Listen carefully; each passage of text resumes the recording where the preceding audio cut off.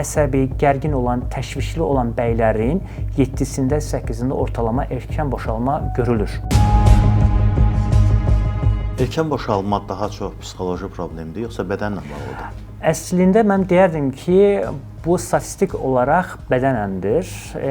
Bu insanlar, yəni bu ya qazanılmış olur və yaxud da genetik, yəni doğuşdan belə olur. Yəni mən statistik olaraq 10 nəfərdən, yəni əsəbi, gərgin olan, təşvişli olan bəylərin 7-sində, 8-də ortalama erkən boşalma görülür.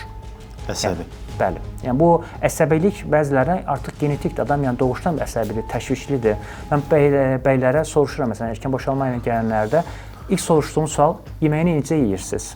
Yeməyi sürətli mi yeyirsiniz? Deyir, doktor, mən çox sürətli yeyirəm.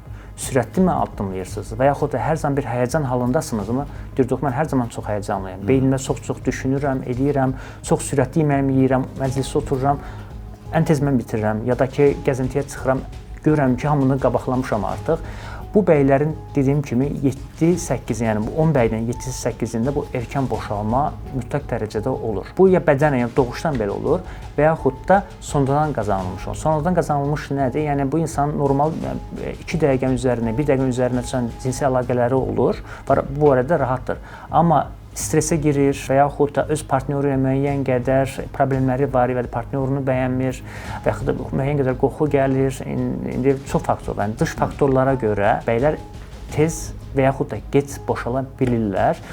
Eyni zamanda infeksiyaları unutmaq lazım deyil. Yəni əgər bəy tez-tez, yəni bir çox partnyor varsa və infeksiyalar da qapıbsa və müalicə olubsa, müəyyən qədər bu infeksiyalarda bəylərin erkən boşalmasına səbəb ola bilir.